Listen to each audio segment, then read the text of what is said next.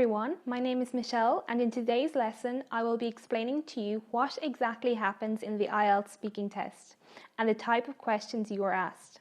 Whether you are taking the IELTS academic exam or the IELTS general training exam, the speaking test is the exact same for both exams.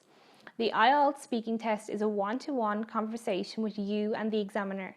It is basically an interview whereby the interviewer will ask you a series of questions. The test takes 11 to 14 minutes and is recorded. There are 3 parts to the speaking test. In part 1, the examiner introduces himself or herself and checks your name. Then the examiner asks you a series of questions about yourself, your family, your work, what you study, your friends and your hobbies. The types of questions you will be asked are: where are you from? Describe yourself. Tell me about your family. Why are you studying English? Part 1 usually lasts about 4 to 5 minutes and is the easiest part of the test. In part 2 of the speaking test, the examiner will give you a written task card which will ask you to speak about a particular topic and include points that you must include in your talk. You will get 1 minute to prepare your talk before you have to speak.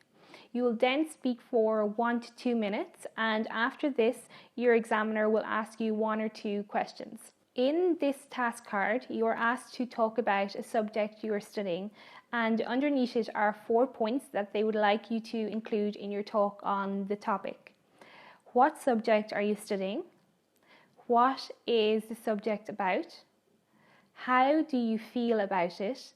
And explain why you are interested in it. Part 2 of the speaking test usually takes about 3 to 4 minutes, and this includes your minute to prepare.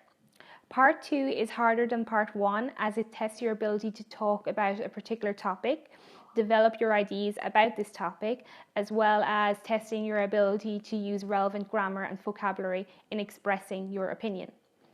Then you will have Part 3, which is the final part of the speaking test. In Part 3, the examiner will ask you questions linked to the topic you spoke about in Part 2. The types of questions you may be asked based on the example task card in this lesson are: what are the pros and cons of the current education system in your country? Do you think students respect their teachers? And how would you like to change the education system? Part 3 is a two-way discussion between you and the examiner, but you are expected to do most of the speaking. My top tips for the speaking test are to give a friend a list of exam-style questions and get them to ask you questions that come up in the speaking test. Number 2, keep eye contact with the examiner. You are having a conversation with someone, so looking at them when you are speaking to them is very important. Number 3, be confident. If you think you are going to do well, then you will do well. Try not to get nervous as you only have 12 minutes to show the examiner that you are well able to speak English. Before you go in to do your speaking test, tell yourself, I can do this. Number 4, expand your answers. Don't give one-word answers such as yes or no. You have 12 minutes to prove to the examiner that you are well able to speak English. The examiner can only assess your speaking for that 12-minute period, so speak as much as you can.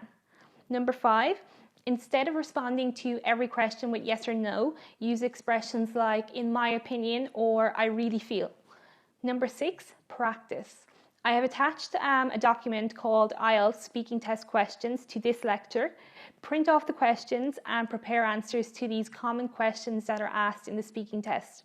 The more you practice, the more confident you will become and the stronger you will be on the day of your speaking test.